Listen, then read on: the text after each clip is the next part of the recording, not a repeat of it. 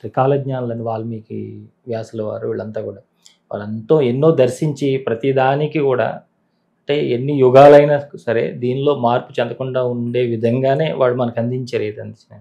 దీనికి మళ్ళీ ఒక చిన్న మంచి మాట చెప్పాల్సి వస్తుంది. బాగా గుర్తు చేస్తారు మీరు. వాల్మీకి ఋషి అండి. ఋషి అంటే ఋషికి లక్షణాలు చెప్పాడు కొన్ని శాస్త్రంలో.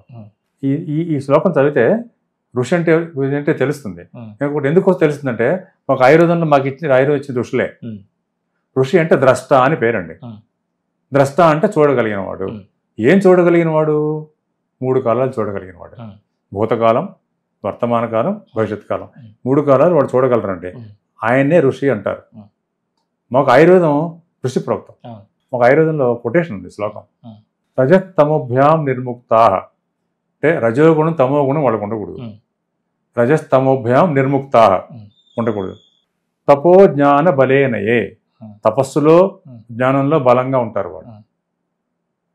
రజస్తమోభ్యాం నిర్ముక్తా తపోజ్ఞాన బలేనయే ఏషాం త్రికాలం అమలం.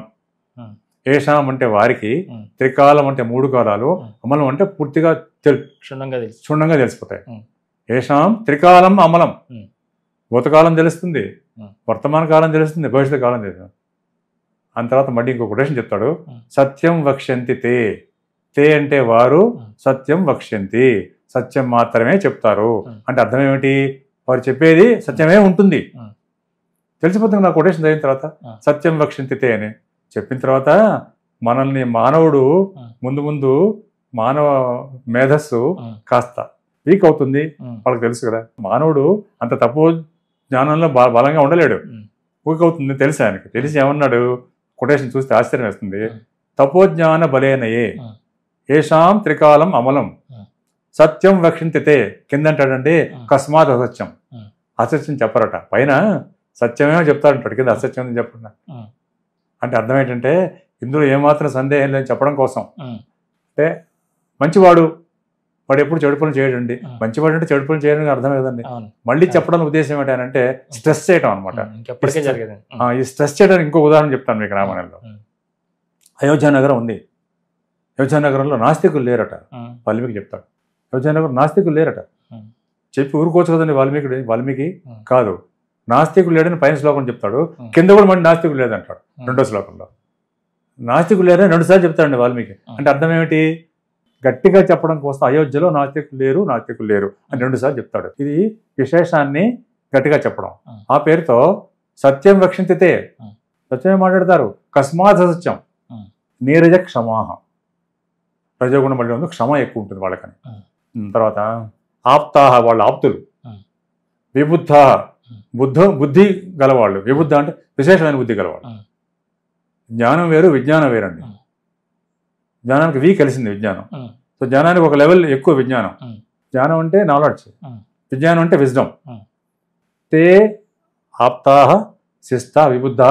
తే అంటే వాళ్ళు ఆప్తులు, శిస్తులు, విబుద్ధులు విశేషమైన బుద్ధి గలవాళ్ళు. తేషాం వాక్యం అసంశయం. అంటే చెప్పాడు 3 లెవెల్స్ ఉన్నాయి ఇక్కడ. సత్యం చెప్తారు, అసత్యం చెప్పరు, 3వది అసంశయం, డౌట్ఫుల్గా ఉండదు. అంటే కలియుగంలో ప్రతి విషయం డౌటే. చేస్తూ వస్తుందా, అది చేస్తూ వస్తుందా, ఇదవుతుందా, అది అవుతుందా. ఈ కలియుగంలో మనుషులు డౌట్ఫుల్గా ఉంటారని ఆనాడు తెలుసు ఆయనకి, ఋషికి. త్రికాలజ్ఞుడు కదా, తెలుసు ఆయనకి. తెలిసి ఏమన్నాడు? డౌట్ పడద్దు అంటాడు.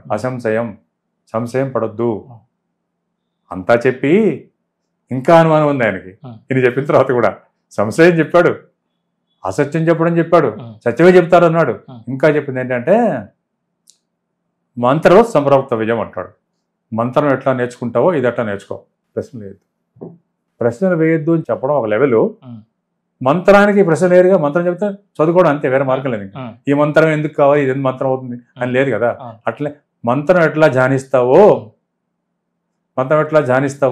కృష్ణ జ్ఞానాన్ని అట్లా పాటించు. ప్రశ్నలు వేయద్దు.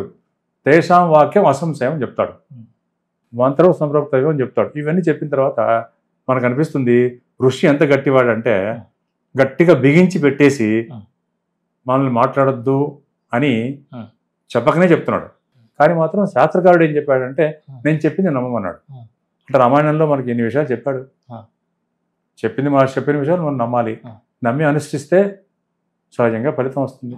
అది ఆస్తికుడికి ఉండాల్సిన లక్షణం. అది ఆస్తికులే ఉన్నారు ఎప్పుడు అయోధ్యలో దశరథుడు పాలించే రోజుల్లో ఉన్నారు కాబట్టి 60 రోజులు నడిచినాయి.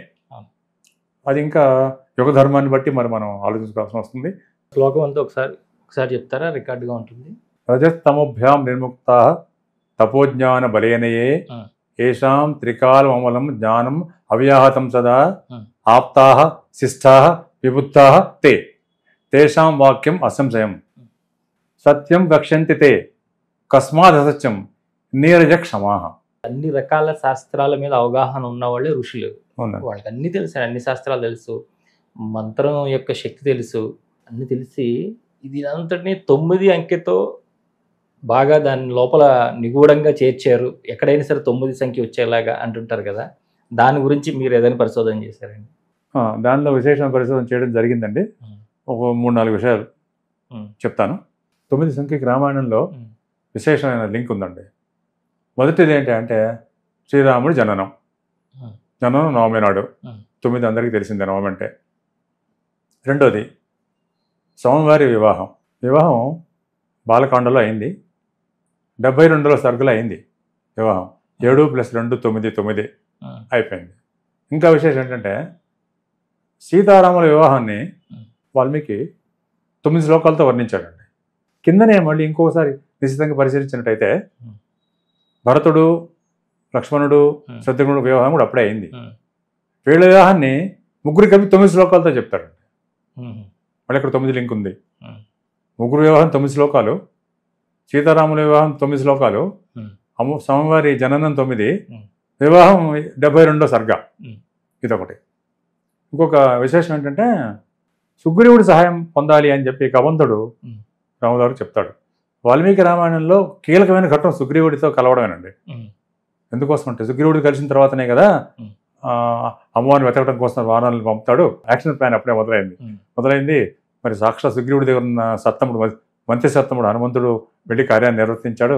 సో సుగ్రీవుడితో కలవనే అనే ఘట్టం చాలా ముఖ్యం. అది కూడా 72వ సర్గలో పడిందండి. మళ్ళీ 9. అమ్మవారు ఆ లంకలో ఉండి ఒక పరిస్థితిలో, అశోకవనంలో ఒక పరిస్థితిలో ఉండి ఇంకా ఆత్మహత్య లెవెల్కి వస్తుంది.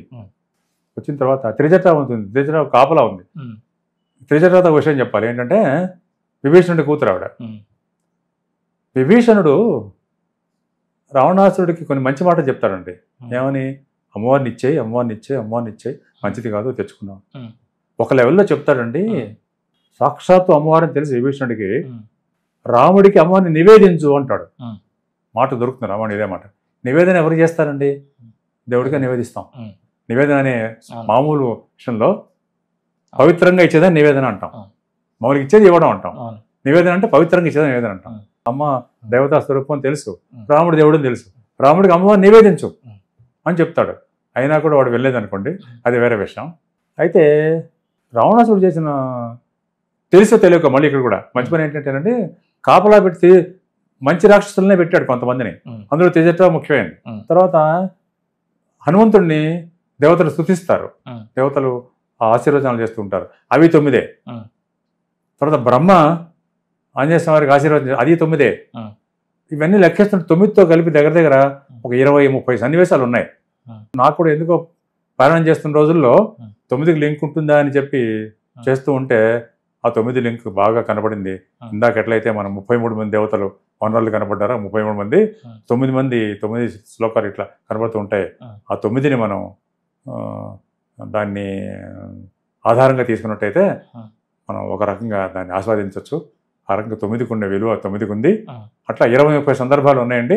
అంటే గురుగారు ఇప్పుడు రామాయణంలో పితృకార్యానికి సంబంధించినటువంటి ఒక భాగం కూడా ఉన్నది. పితృకార్యాలు ఎలా చేయాలి, పితృకార్యం చేసే దగ్గర రామాయణాన్ని ఖచ్చితంగా చదవాలని అంటుంటారు కదండి, దాని గురించి కాస్త తెలియజేయండి. ఇది చాలా మంచి ప్రశ్న అండి. విశేషం ఏంటంటే సంపూర్ణ రామాయణాన్ని శార్ధకర్మలో పారాయణం చేస్తే పితృదేవత తరిస్తారు అని వాల్మీకి చెప్పాడు. రామాయణం పారాయణానికి సహజంగా టైం ఉండదు. ఎందుకోసం ఉంటాయంటే 24,000 శ్లోకాలు పారాయణం అంటే ఆ రోజుల్లో వాళ్ళకి సాధ్యమయ్యేదేమో కానీ మనకు సాధ్యం కాదు. అన్నప్పుడు ఎట్లా దీనికి పరిష్కారం ఏంటి అని ఒక చిన్నపాటి ఆ సందర్భం నాకు మనసులో వచ్చింది. ఎట్టయితే విష్ణు సహస్రనామ పారాయణం చేసేటప్పుడు శ్రీరామ రామ రామేతి రమే రామయ మనోరమే సహస్రనామ తత్తుల్యం ఆ మాట గుర్తొచ్చింది నాకు. 1000 నామాలు చేసిన తుల్యం ఈ శ్లోకం అని గుర్తొచ్చినప్పుడు ఇంకేమైనా ఎటువంటి పరిష్కార మార్గం ఒకటి దొరుకుతుందే అని ఒక రకమైన ఆలోచన మనసులో వచ్చింది. వచ్చినప్పుడు వెతుకుదాం అనిపించింది. పరిష్కారం ఏం దొరకదు సహజంగా. పారాయణం చేయమని ఉంది, చేయాలి. తర్వాత ఒక చిన్న మనసులో వచ్చిన కోరిక, ఇది రాముడు నాకు ఇచ్చిన కోరిక సంకల్పమే, ఇంకోటి ఏం లేదు. ఏమిటంటే దశరథుడికి నిర్యాణం భర్త వెళ్ళి చెప్తాడు. అయిన తర్వాత వెంటనే స్వామివారు దశరథుడికి శ్రాద్ధకర్మ చేస్తారు. దశరథుడికి శ్రాద్ధకర్మ రాముడు చేసినప్పుడు మళ్ళీ 9 శ్లోకాలే వచ్చినాయి. ఈ 9వ లింక్ అక్కడ కూడా ఉంది. అప్పుడు నేనేం చేశానంటేనండి, సాక్షాత్తు రాముడి నోటి నుంచి వచ్చింది కాబట్టి, దశరథుడికి శ్రాద్ధకర్మ చేస్తున్నట్టు పెట్టింది కాబట్టి, ఈ శ్లోకాలని శ్రాద్ధకర్మలో పఠిస్తే కనీసం సహస్రనామ తత్తుల్యం ఎక్కడైతే అట్లా అయిందో, ఇది లఘునా ఇది పూర్తిగా చేయలేం కాబట్టి ఇది చేస్తే బాగుంటుంది అని చిన్నపాటి సంకల్పం వచ్చింది. సంకల్పం వచ్చి దాన్ని నేను శ్రీరాముని పితృకార్యం అని ఒక హెడ్డింగ్ పెట్టి 9 శ్లోకాలు రాశాను. రాసి పండితులకు కొంతమంది చూపెట్టాను, ఇది యోగ్యమేనా అని. కొంతమంది పండితులు రామాయణాన్ని పరిశీలనాత్మకంగా చేసిన పండితులు కొంతమంది దీన్ని శ్లాఘించారు. బాగుంది, మంచి ఉద్దేశం వచ్చింది, నీకు మంచి పని చేసావు అన్నారు. వారు ఎప్పుడైతే మంచి పని చేసావు అన్నారో నాకు తృప్తి వచ్చింది, నేను చేసిన పని మంచి పని అని. మాకు రాని ఆలోచన నీకు వచ్చింది, చాలా సంతోషం అన్నారు. చాలా సంతోషం, వాళ్ళు సంతోషపడ్డారు, నేను సంతోషపడ్డాను. ఆ రకంగా శ్రాద్ధకర్మ అనుసరించే వాళ్ళు ఈ కనీసం ఈ 9 శ్లోకాలు శ్రాద్ధకర్మలో పిండ ప్రదానం సమయంలో చేస్తే రామాయణ పారాయణం అంతా ఫలితం వస్తుంది. పితృదేవతలు తరిస్తారు. రామాయణ పారాయణం చేస్తే పితృదేవత తరిస్తారని చెప్పారు కాబట్టి సూక్ష్మ రామాయణ పారాయణం ఇది చేసినప్పుడు రాముడు సాక్షాత్తు చెప్పిన మంత్రాలు కాబట్టి పితృదేవతలు తరిస్తారని నా యొక్క ఉద్దేశం. దాన్ని ఎవరైనా ఆచరించి చేస్తే నా జన్మ చేసినందుకు నా జన్మ తరిస్తుంది, రాముడు అనుగ్రహిస్తాడు. ఇది మళ్ళీ రామప్రభావ ఆశ్చర్యమే.